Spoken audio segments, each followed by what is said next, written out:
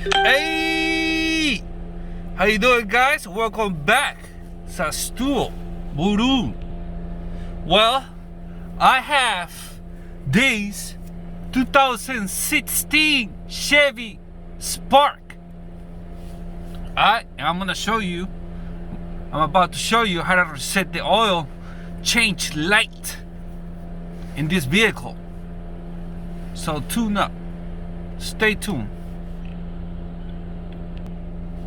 All we're gonna do is play with this guy right here. Okay? So as soon as you start the car, you see this message. Press the menu button. You see the mileage. So with this guy right here, you're gonna do that until you see the oil signal and how much you had left. Press this button and hold it.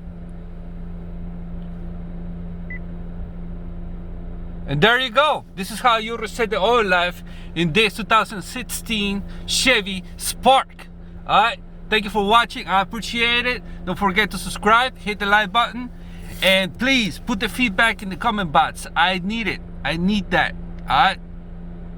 See you in the next one. Take care. Holla at your boy, Buru. Meow.